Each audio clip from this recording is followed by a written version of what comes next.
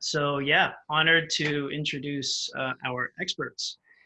Um, First, we didn't have Komal on the intro piece, and thankfully she was able to make it. We did affirm that she was able to come, so thank you very much for making it, Komal. I'm glad you could join the Sure expert thing. panel today. Yeah.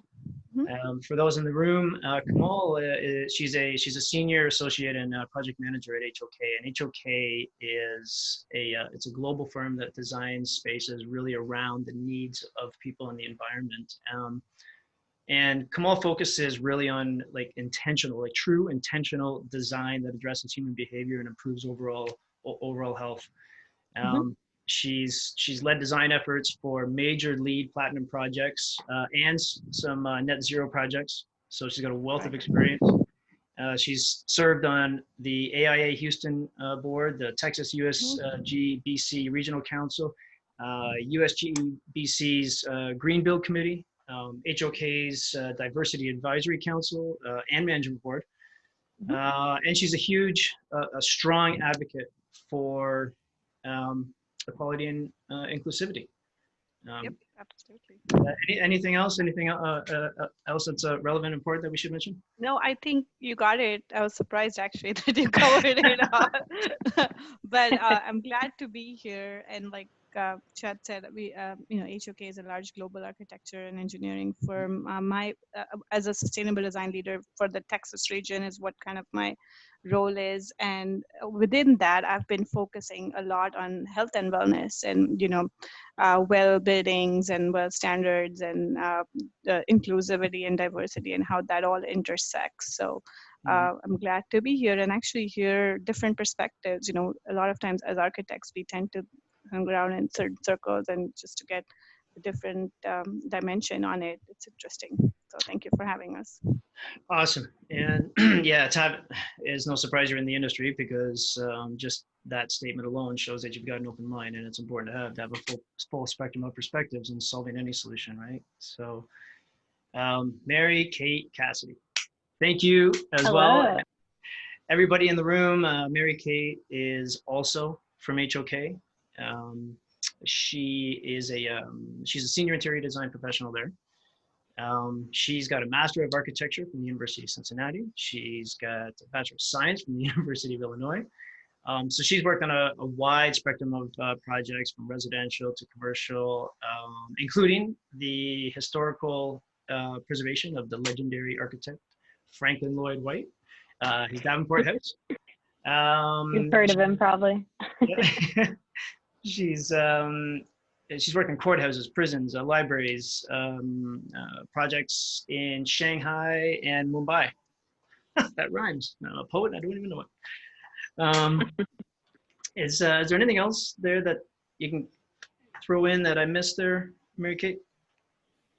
No, you did a great job. I guess I would say I first got interested in the topic of neurodiversity actually during my master's. And so I had kind of started that research and was interested. And then HOK happened to be doing the same research at the same time. And so we all came together, and now we're getting a lot of traction on all of our latest findings. So I'm excited to talk about it. Awesome. Our third expert, another man that is, for this group, he's known very well, Paul Doherty. Now, Paul's bio, I cannot do from memory. So, hold on here. You have a book?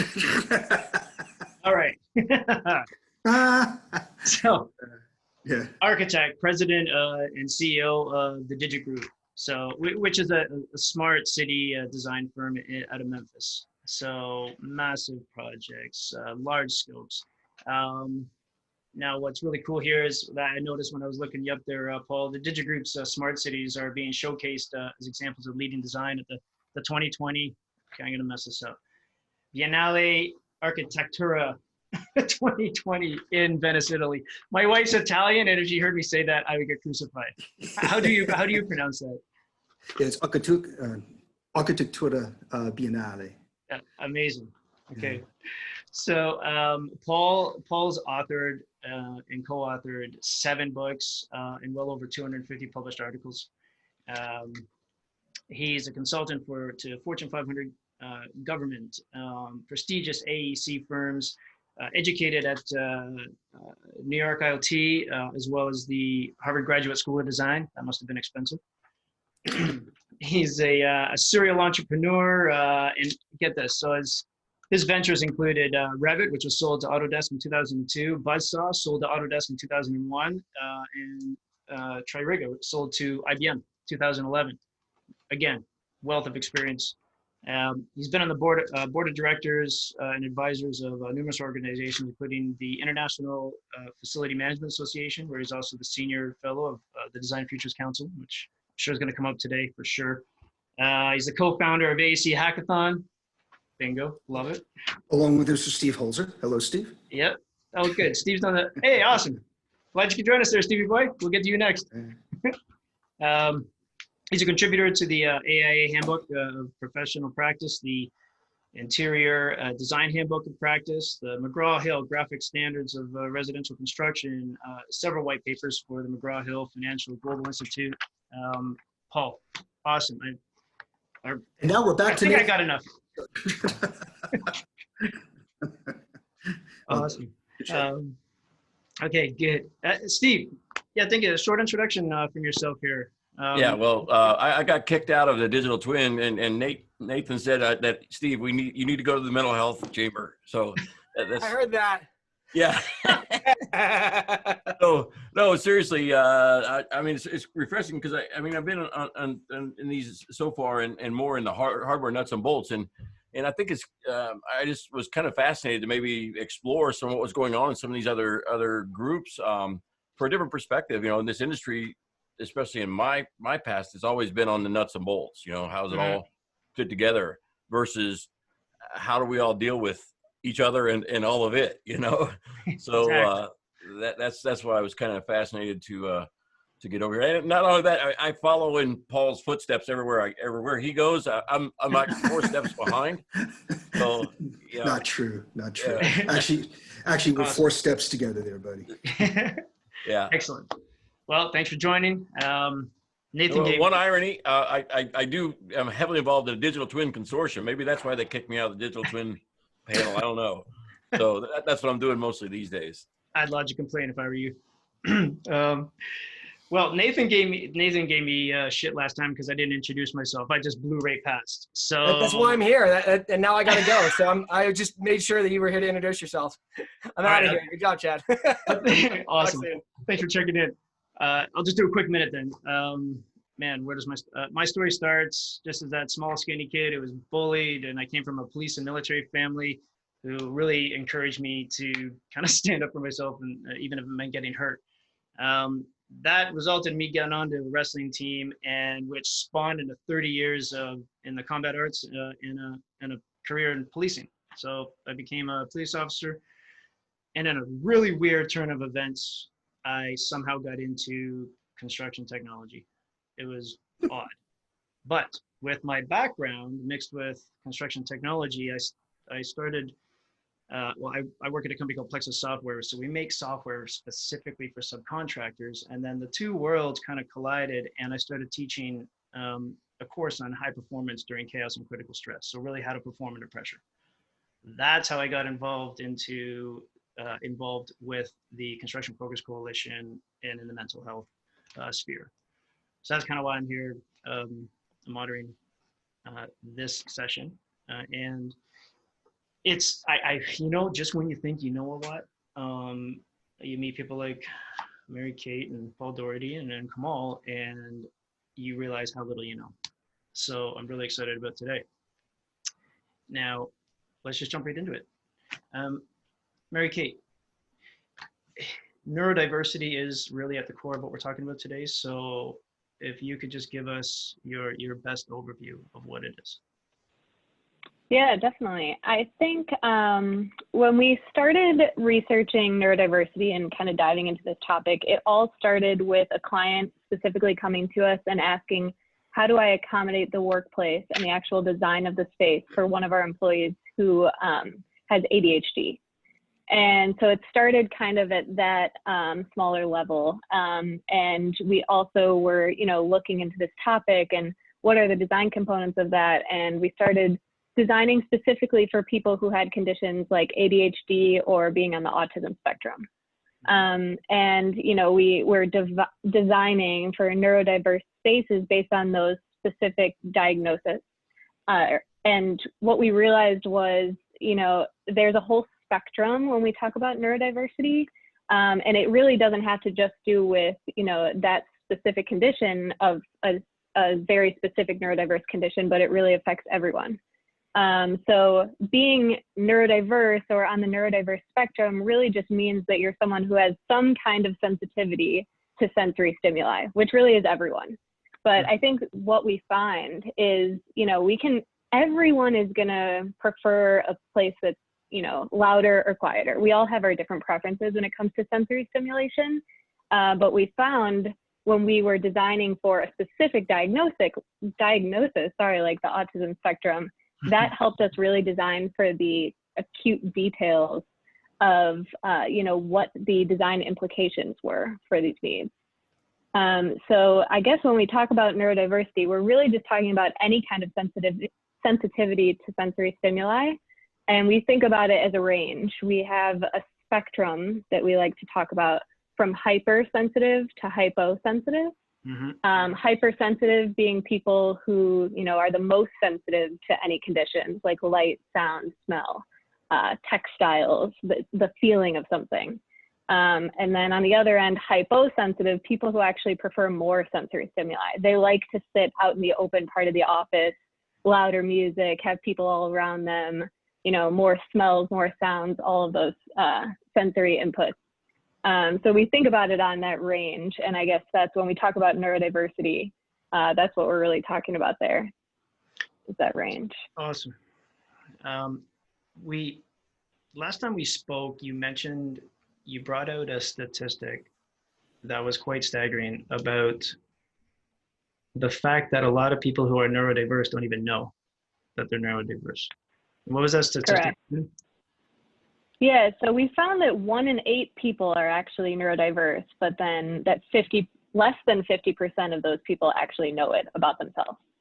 And so that's really interesting because, you know, we all really fall somewhere on the spectrum. And what we found is when our clients are evaluating their employee group, we know about kind of evaluating someone's intellectual capability based on their IQ. Like an IQ is a score that we can all kind of understand. But there's a whole understanding of emotional intelligence that is really left behind. And emotional intelligence for a while was something that, you know, you weren't really understanding about yourself unless you were diagnosed with a specific condition. So, you know, just it's crazy to think that, as you said, less than 50% of people who actually have a neurodiverse condition actually know that about themselves. So then you mentioned that you use the word diagnose, which is something that a medical doctor does. Now, the people who don't know, and how do we as coworkers and employers actually recognize that they're in our population, that they're on our team? Yeah. Well, I think what's most important, obviously there's always going to be, you know, employees with a diagnosed condition or someone on your team who might know that they actually are diagnosed with a condition. But I think the most important part is understanding that everyone falls somewhere on the spectrum. Whether you're one of those people who's the 1 in 8 or not, everyone falls somewhere, and we have to understand everyone's sensitivities and at least be sensitive to it, to our teammates. So, you know, it's something that I think we just need to kind of assume that we need to be more cognizant of how people react differently. Everyone reacts differently in a given situation. But I will say that one thing that we found that was really interesting recently is we found a group out of South Africa, actually, and they produced this test or survey where you can actually fill out, you know, answer a series of questions, and it gives you a score of where you rank kind of on this spectrum of neurodiversity. So we refer to it as hypersensitive or hyposensitive. This specific group, I think they call it sensory seekers or sensory avoiders. It's the same idea of, you know, a spectrum, but based on a series of questions, you can actually get a result and find out, oh, you know, when it comes to sound or light or textures, I'm really more a sensory seeker rather than a sensory avoider. So we're finding that is something interesting to be able to give to our clients if they're looking for kind of like a concrete score or diagnosis, if you will. Okay, so then now if you are designing with the intention of, you know, embracing or creating an environment that's really going to help them, you know, be productive and happy in, you know, to the best of their ability. What are the expectations around that design consultant? You know, where does the scope start? Where does it end? Yeah. Well, specifically, we like to think about it two ways, because you're going to have two different kinds of projects if you're looking at an office, for example. You might have an office that already exists, the design is there, the team is there, and then you get a new employee that you kind of have to account for. So we look at options where it's kind of some kind of standalone design that could be dropped into, whether it's into an existing office, whether it's into an airport, a hospital, you know, really any design of any sector, where you can kind of retrofit the design there. But I think ideally at HOK, we like to think from the beginning. You know, you're starting from scratch, and we really like to think of designing for an ecosystem, is what we call it, of multiple different spaces. And we've outlined that research at HOK, and specifically to workplace, even though it translates into multiple sectors, we like to think of the 6 different types of work. If you were to start fresh and design your perfect office, you know, it's in the core of everything we do now. We're embedding it into our design from the beginning. But we know there's 6, is how we've labeled it, different types of work. And then we need to be able to design for each type of work on both ends of the spectrum. So I'm just spitting out a lot of information, but if you think about that, you have like 6 different types of work that you need to do in an office. For example, you need to have focus space. You need to have a space where you can be completely on your own and be heads down. You also need to have a space where you can collaborate in a meeting setting with maybe, say, 4 to 6 people.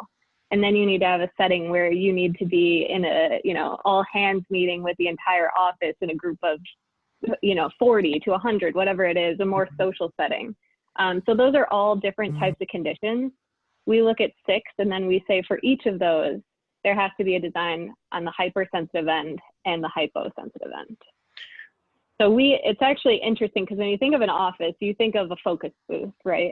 Yep. And all the pictures that you usually see is like, that's kind of the area that designers are like, ooh, the focus room is going to be our pop of color.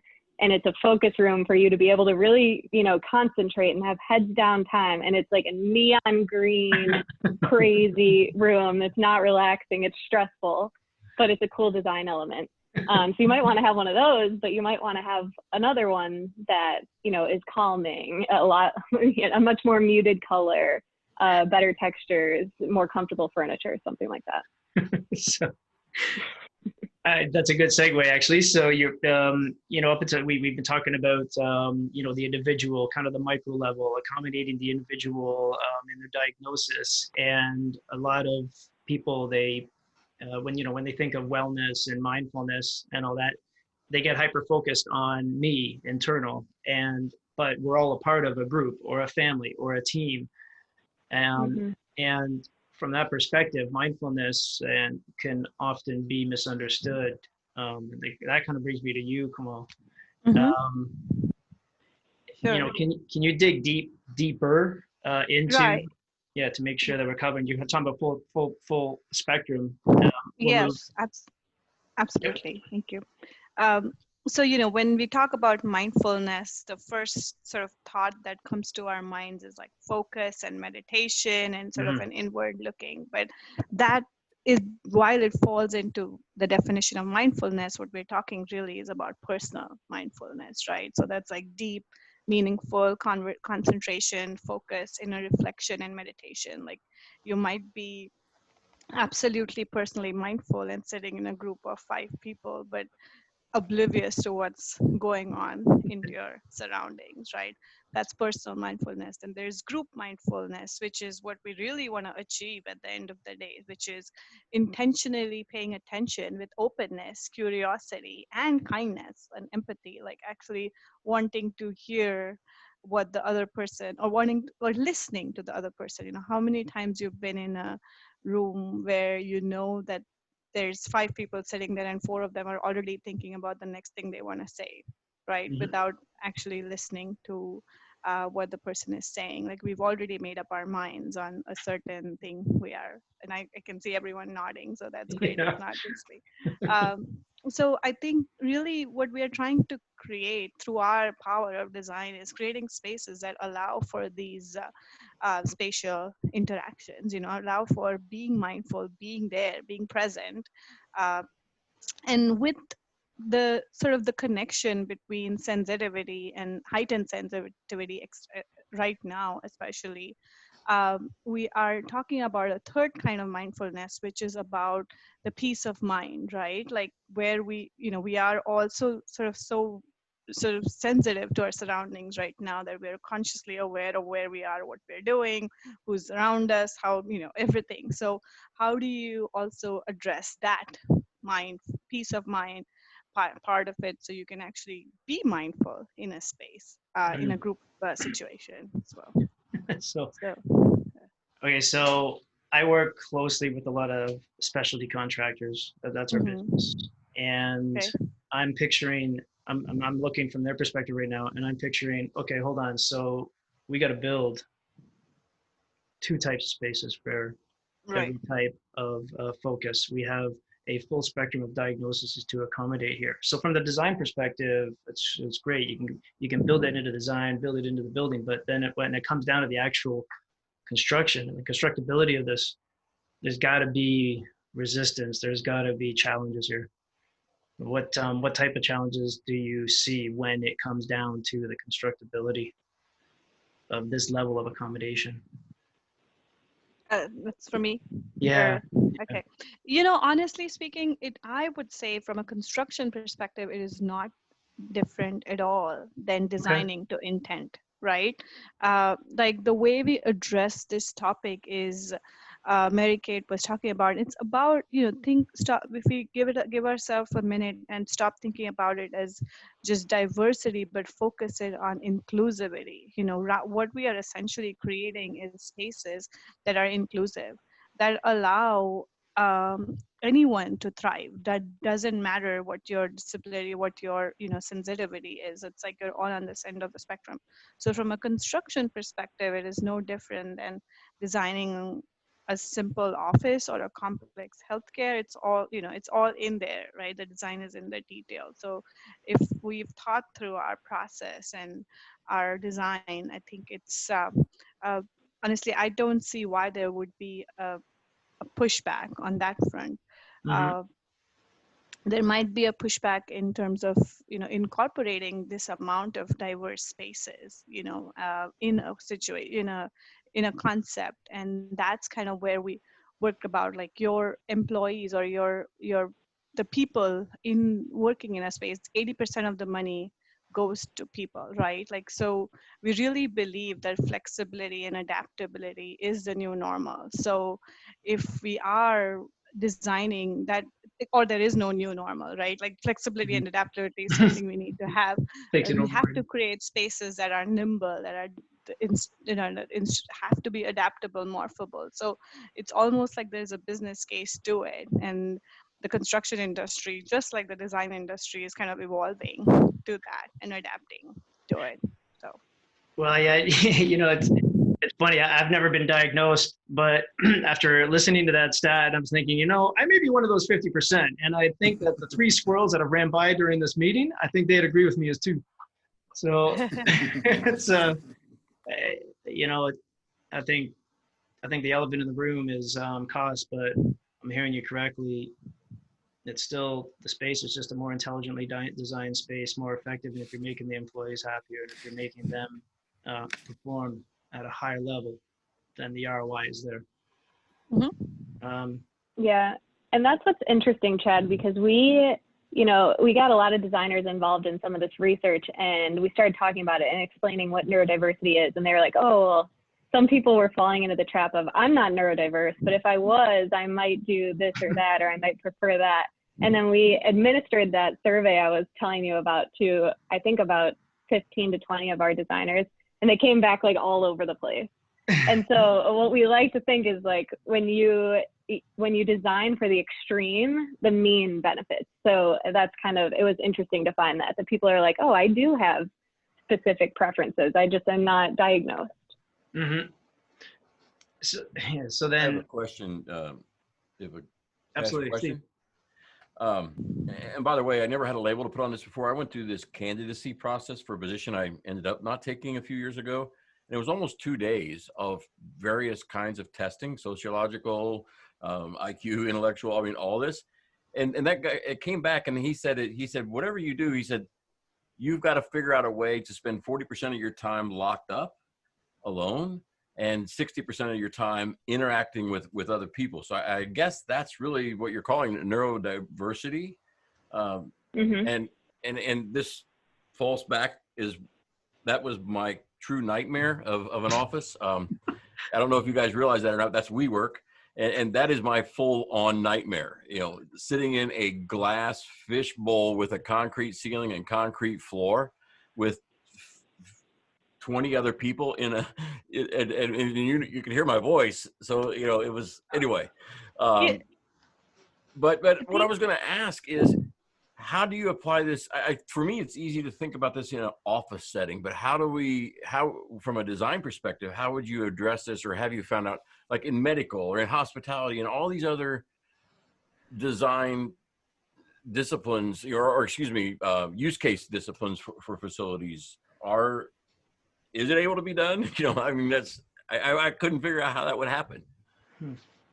Yeah, we are taking the same approach that you always just have to start from the beginning as creating an ecosystem. So it's not going to be one prescribed design is going to work for the entire project and for every client. So you just have to provide, you know, different types of spaces and diversity in the design throughout. And we already have an airport client that we're working with who's specifically interested in this, and we're, you know, working through, you know, the experience mapping throughout the space and how you could flow into different spaces as you circulate through the process of checking in to get into your gate. So yeah, we're already seeing it. And I'd add to that. I think first what you said earlier about your experience, like right there gives me the cue that, you know, we should be creating spaces in a workplace that allow for different types of work styles, right? Like someone in the same office wants an open space, or otherwise someone wants a really focused space. But not having that option, you're already basically making half of the population or half of the office staff uncomfortable. Like so. First of, again, it goes back to, we're really trying to design a variety of options intentionally. I think I would go back to saying, schools are doing great strides in this already, right? Like there's so much to learn from designing inclusive spaces from K through 12 schools, or who are focusing on, and what happens when this population essentially enters the workforce, right? So that's where we started to thinking about it. And I, when it's an interesting thought to think about it in the way of, like Mary Kate talked about, if you think about spaces that are concentrational, so they need focus, that applies to any project type, right? Then you think about it in communal spaces, that spaces that allow for congregation, that again translates into other process types. So spaces that allow for refreshing, and spaces that allow for socialization. So I think the model of having a variety of spaces, spaces that options in a given project type can be sort of multi-applied to different project types as well. And I think that's where our research probably needs to take us next as well. So Steve mentioned something pretty important here. He said it was his nightmare. So there's a severe uncomfortableness there. and it makes me beg to ask this question. At our company, we teach a course that we teach that course, the high performance during chaos and critical stress. And one of the classes is like 20 sessions in it. And one of the classes is on resilience. And like I'm training one of our salespeople right now. And what we do with her, with Monique, is we put her in uncomfortable positions. We put her in compromising positions. We have peers purposefully oppose her. We purposefully take her out of comfort. We put her in situations that she hasn't been trained for, just so she can incrementally overcome the discomfort to build resilience. And is there damage being done there, like with the neurodiverse? Do things have to be approached differently with neurodiverse, or is this tactic actually harmful in the long run? It's interesting. I never have thought about that. I've thought of only really accommodating for it instead of challenging it. Yeah, well, I can share exactly what happened. It wasn't only my nightmare in that environment; it was many of my colleagues, because I do a lot of speaking and I get pretty passionate on the phone a lot of times, and without me even knowing it, they're trying to concentrate or doing something else. It's impacting other people that are in. And it was a pretty large office at WeWork, but they were all like that. I mean, that whole environment, and it doesn't matter what WeWork I went to, it was pretty much the same thing. But anyway, I think that's something else I didn't really think about is whether I'm comfortable or not, and take that away, what did that do to other folks being in that environment because of me, getting on a discussion with Paul about our next hackathon coming up and saying, no, Paul, I think we need to have it over here. And, but seriously, I got a lot of that. They'd say, get a room. People would actually say that. Amazing. I do have a real quick question here too about, what Chad was talking about with the classes around stress and what you guys are talking about with the neurodiverse population. I think it's absolutely 100% that all of us fall on that spectrum, right? I mean, I have tendencies myself that I notice or have gotten better at noticing since I've grown a little bit older. But what I've noticed is that stress, or I don't know the better term for not stress, maybe euphoric feelings or something like that. Homeostasis. Yeah, people begin to behave differently as that spectrum goes from one end to the other. Either in all of my jobs, when it's Thursday and a document set is due tomorrow, and we're not anywhere close to getting it done, people behave differently than when we send it off on time and the client's like, this is fantastic. So not only do you have to think about what people, what makes them comfortable or uncomfortable at, the middle of that range, you also have to think about how it affects them as they go from one end of the spectrum to the other. So what are your thoughts on that? Well, I feel like, designing for all these different types of spaces allows you for, first of all, we're never turning in the documents early and the client's never 100% happy. So that's not a situation that we ever need to design for. But, well, at HOK we are now. but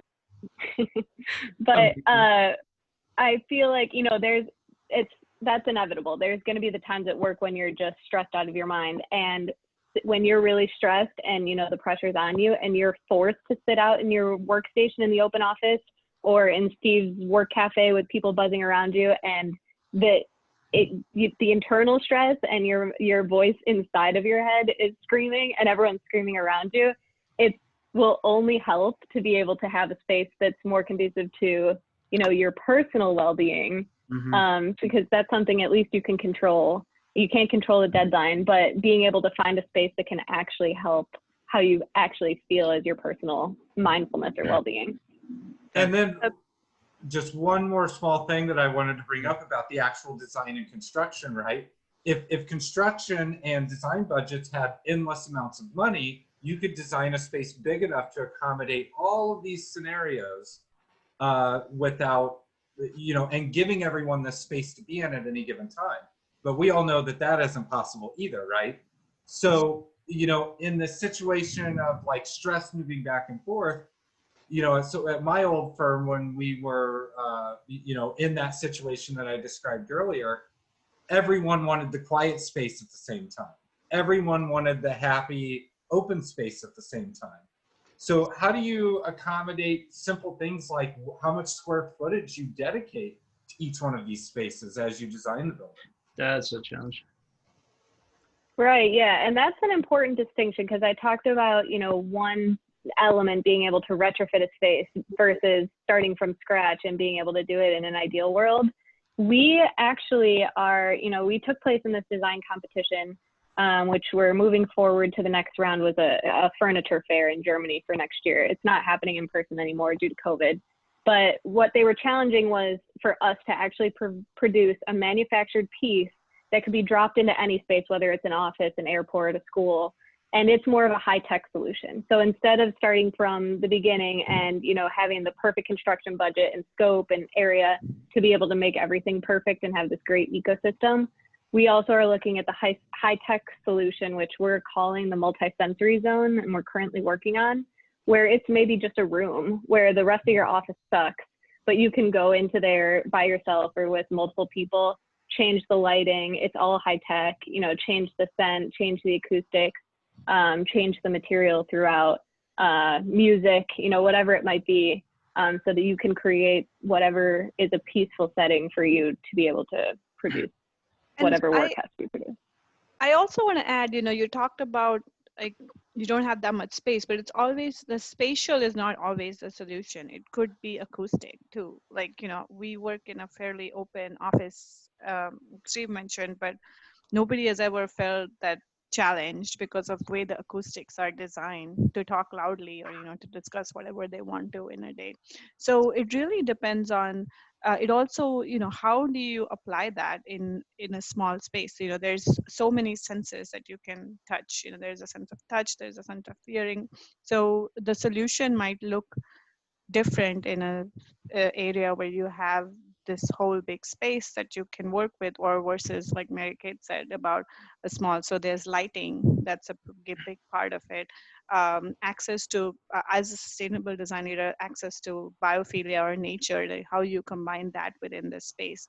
The acoustical elements of it as well. The texture, like some people just feel calmer when they're, you know, like textile, like they can kind of work through that aspects of it. So thinking, you know, not just in terms of three-dimensional space, but other aspects of design that can be influenced to help be comfort or help focus or help in, you know, so in whatever they feel like, you know, help get stimulated and so on and so forth. So yeah, I guess just like any other industry, really comes down to the innovation and creativity of solving the problem. That now, Paul, Paul, are you there? Yeah. Okay.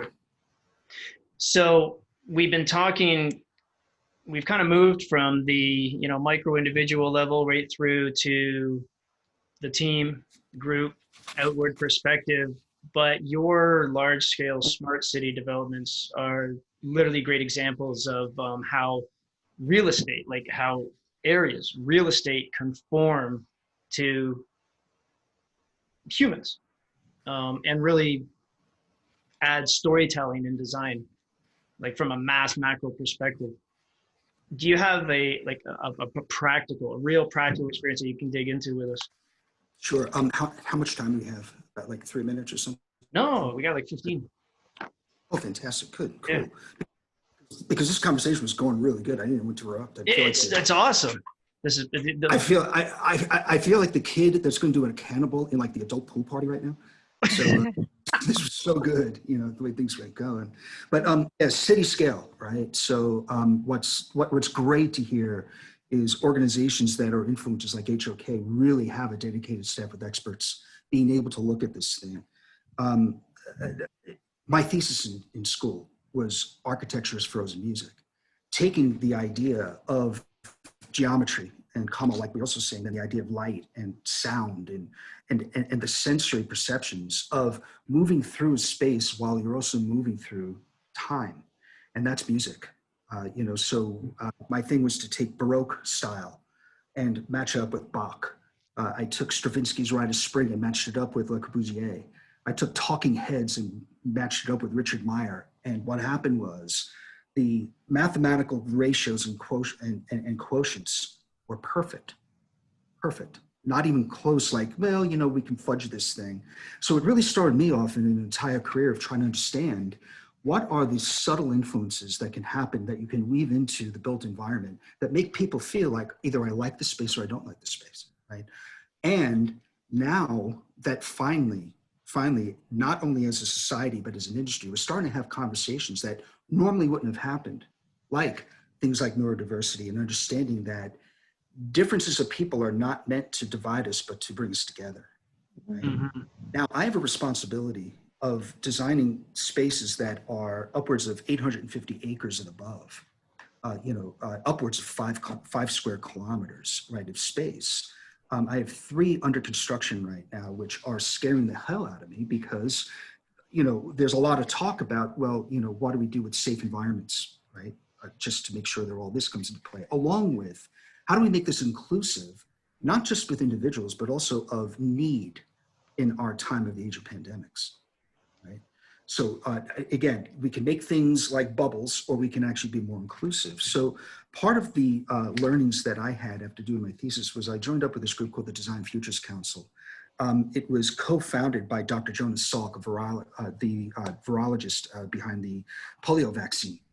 And he created the Salk Institute to be this thing that could be seen as not just looking at cures for things like AIDS, which they do, and now COVID-19, like they do in La Jolla, California. He wanted to create a space that would also take a look at how the built environment could also help with healing. Meaning, and Komal, you hit it right in the head, it just isn't about geometry. It's about air quality, sunlight, right, color, sound, all these different things. So it's pretty amazing that Dr. Jonas Salk was very interested in design at the end of his career. Right?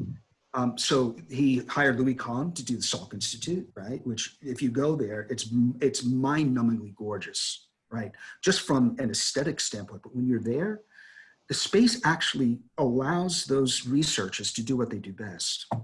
So I made friends with a gentleman named Francis Crick when I was there. He was behind the DNA helix, right? Like really, really smart Nobel Prize-winning guy.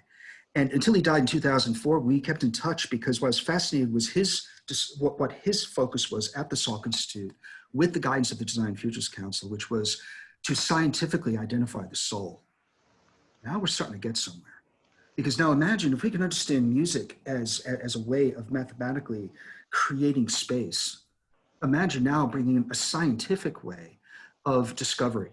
Right? So that's where, we take our urban scale solutions to that next level, which is to and just one example, I'm actually flying in a plane for the first time a week from Friday. It should be luck. I'm being brought to Greece to meet with the Prime Minister of Greece, the Minister of Development and Innovation. They accepted our proposal. We're putting up a World Healthcare City. It's going to be just about 850 acres. It's going to be about 65 kilometers northwest of Athens, called Hippocrates, the Hippocratic Oath. Right? So it's already accepted from the standpoint that we have a scope. Now, my job is to bring in people like who we have on staff, a cultural anthropologist. Imagine that as part of our design team, as an owner. Right? Her name is Dr. Karen Stevenson, works at the London School of Economics to help us understand these multiple things that are starting to happen from society, religion, climate, all these different pieces that drive people. And then once you start to at least understand at that point on the planet Earth, what we do in Athens is going to be a lot different of what we do in Nashville. Mm-hmm. And understanding that we have to have innovation and understandings that are like ingredients. These innovations become ingredients that we create recipes that are very unique to that situation. So Brett, your question of, but who's going to pay for it, right? If we don't start doing this, there's going to be a way of racing to the bottom line rather than racing to a solution, right? Mm-hmm. Going to come down to a commodity instead of raising it up a level. And what we're finding in this time in our COVID gyms that we're all in, as I can see, like no one's really sitting in an office, right? we're at a point now where we can take the tactical approach of what CPC is really, really about, right? Which is, let's get down to it. You know, here's the tools, here's the stacks, here's the digital twin, Steve, right? But what would happen if we took one half a step back and start to get into the meat of things, which is the strategic side as well? Being able to understand that there's dignity and grace still out there. There's this idea of dignity, being able to start to say that no matter where you are on the spectrum, because even if you're not on the spectrum, you're on the damn spectrum somewhere, right? We all have our idiosyncrasies, but there's going to be commonalities there that we should celebrate, which is why, you know, as we go into this big project, it's going to be one of these things where I know there's going to be disagreements, but I know that we're going to disagree with empathy, disagree outside of that.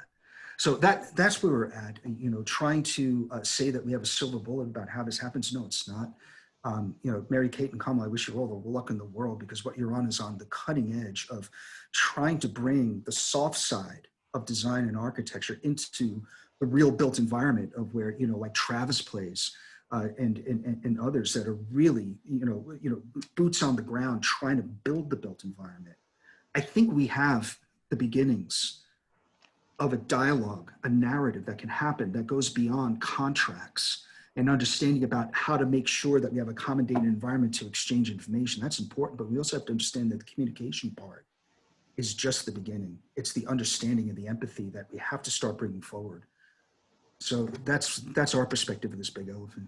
You know, Paul, could I add something? Or not add, I can't add anything to that. Yeah, this is the discussion. A new dimension. There was a new dimension that came to me in these discussions, and that is, you know, especially in the Digital Twin Consortium. I guess it's because I've been on 2 calls today already with them and talking terminology, But anyway, for Mary Kate and Komal, with what you're doing with your studies in design, I understand, but we're going to need this same application in ongoing. You know, in other words, we look at AI in a digital twin to look at patterns, how people are moving, how to adapt the facility, how to adapt the systems, how to adapt all this real time. And I would suggest that there's a new opening here for the services that even our design communities are providing to participate in the life cycle of the building at another dimension that we never, without a digital twin, we never would have really had that, short of people sitting in chairs and watching people move around. In order for the digital twin to really work, we have to think of the metaverse, period. It just can't be a geometry that you say looks like a VAV box. That, you know, that's monkey see, monkey do. To really make this work is the digital DNA has to capture the same spirit of what we're trying to do, energy-wise, getting into the metaphysical part of that. How do you bring that out in the digital world as well, so that these environments that the kids are making up, things like Fortnite, Roblox, Minecraft, watching them play inside of it, that's their world, that's their sandbox. They're giving soul, right? But now, how do we bring that back in to actually now make it work so that we have, again, the contractual obligations, the transactions, the communication of what we're supposed to do anyway, which, God bless you, Steve. I mean, trying to define the digital twin, that's like, that's like the Tower of Babel right now. But now we're getting into the world of going, well, if we really want to make that happen, let's take a human-centric approach of this. Fine, we have the opportunity now. This is our time, and we can't lose it.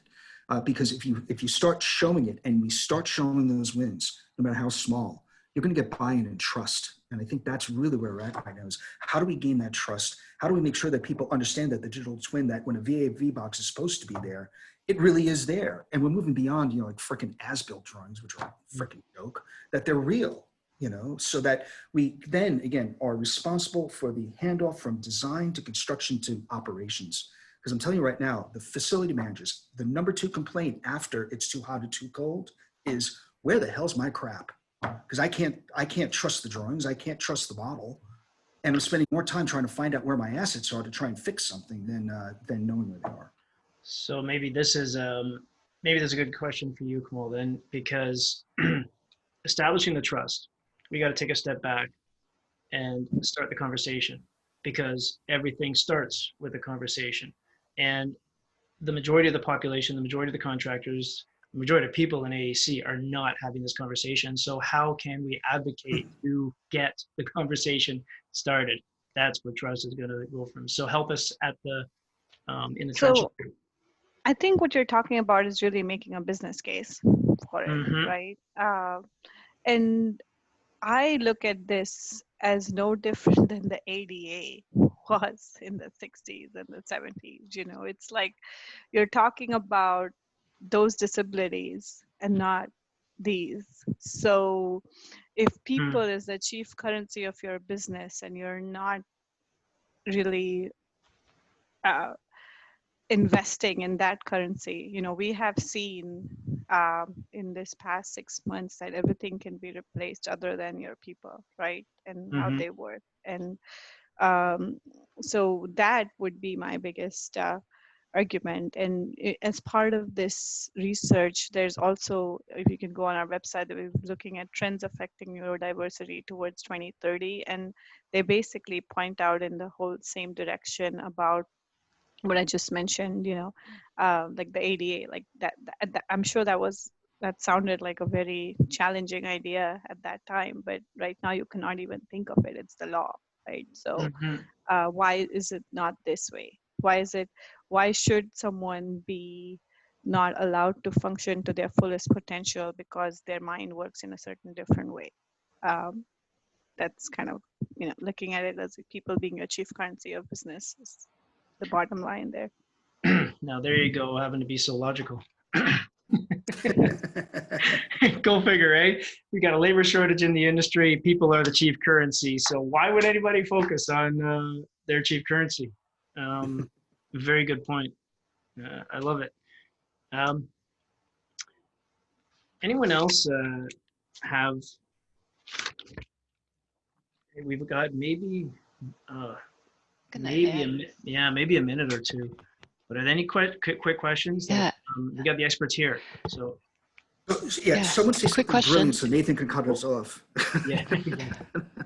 Go ahead, Bianca. Okay, a quick question maybe for the group. I mean, obviously I'm very moved by everyone's perspective and, you know, the times that we are living through. You know, how do we account for, oh gosh, only 116 seconds to go.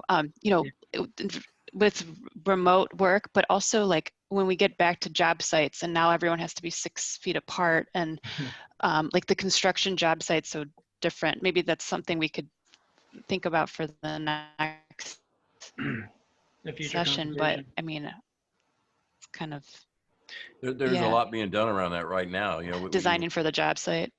You're right. Yeah.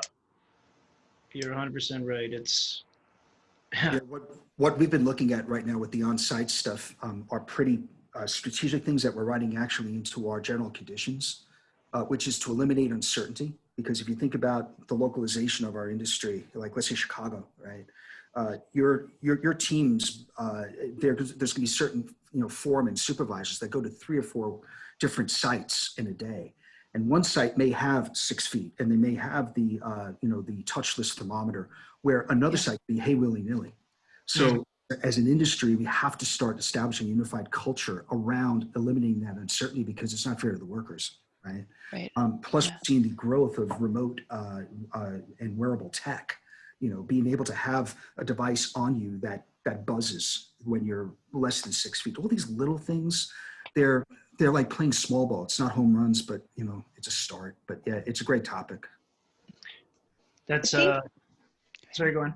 Thank you. In 27 seconds, I'll try to do this, but I feel like there's just something to think about the intersection of technology, our human empathy, and finally the, you know, how you just don't put hand sanitizer everywhere to make people safe, you know, how using the power of design. So design, technology, and empathy kind of coming together on that. I'll leave it at that.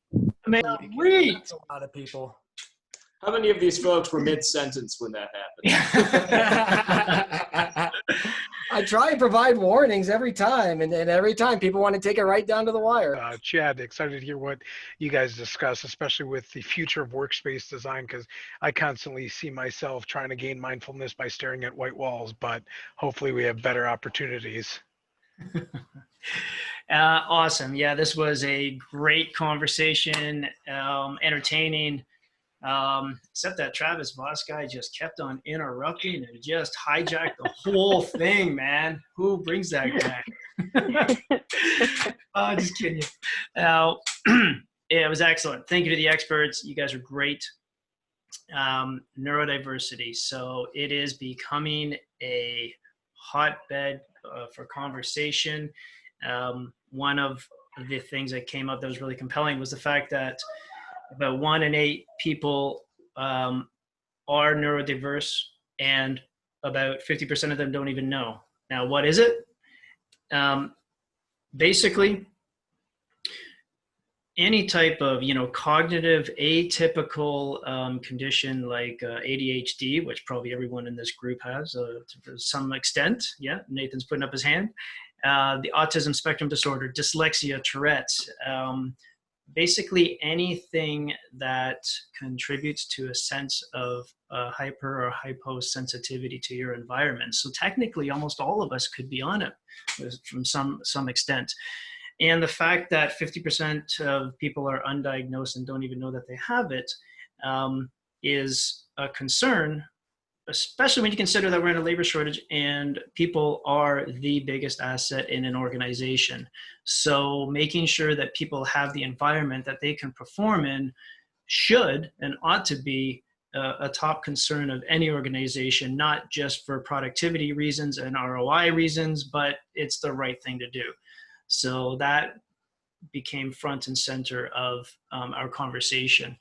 Now, making the case for that financially was very simple because Mary Kate and Komal brought up the fact that it isn't really that much more expensive, if at all, than designing the regular space. So designing around human behavior and accommodating human behaviors is something that we should do. And it's not even going to cost us that much more money, if any at all. So now that led into a discussion around mindfulness and how it's often misunderstood. Now, mindfulness, people tend to look inward and think about it as meditation and peace of mind. But there's a major element that is not captured in most people's understanding of mindfulness, which is outward or group mindfulness. And a good design or designing around neurodiversity is going to take into account both the person's personal mindfulness as well as the group's mindfulness. We had a great conversation around barriers. And what was the one comment here? It was really smart. Give me 1 second. Brett brought up the fact that no matter how much you build space to accommodate certain conditions and tasks, there will always be a scenario, especially in construction, where a time-sensitive task is in play, and no matter what you do with design, you just can't escape the stress of time-sensitive tasks. At which time, Mary Kate had a brilliant response with, yes, there may not be a solution around it, but there's recovery. So you can always build recovery into design. And it made total sense because intermittent stress has grave impacts on our health and our performance. And one of the most important things about intermittent stress, which you can't avoid, is the recovery. So in theory, in discussion, there really is no barriers to do this. And it's something that all of us should be thinking about. A final thought, compliments of Mr. Paul Doherty, is that when you're looking at the future of design, the real professionals recognize that the differences are not intended to divide us, they're intended to unite us. That's it. Shed. So moving on next, remote work and team engagement. As some of us are transitioning back into the offices, it's always interesting to see how these new kind of way of working are going to be evolved. And I miss my puppy because he's no longer next to me at the office. So if you guys have any tips on how to sneak your dogs into work, that'd be greatly appreciated. Awesome. So yeah, my name's Jackson Sensat. I'm currently residing in San Antonio, Texas. Before that, I worked for a mechanical contractor in Austin, Texas, on the project management side. But for about the last year and a half, I've been working with applied software, joined the software side, mainly focusing on field workflows and, things that project managers and superintendents need to, make their workflows go quicker. And you're on the implementation side, right? Yes. Got it. Yep. So when sales throws the flaming bag over the fence, you got to make sure it works. Absolutely. Good. Brett, you're at, I know you, but yeah, do a good little introduction to everybody else here. Yeah, so my name's Brett Suttles. I work for Revizto as the Global Director of Customer Success. I live in a little town called Grafton, Illinois, which is essentially a suburb of St. Louis. So much more closer to St. Louis. I am the north part. I've been doing this job for about 3 years. I come from an industrial EPC and the Autodesk channel, among with some other lower end jobs that we all worked when we were 20 to 25 years old. And everyone knows about those jobs. And yeah, I mean, I'm really interested in this discussion today because frankly, not to throw everyone under the bus, I think this is a problem that I've had in every single job that I've ever had, is recognizing what we're talking about today.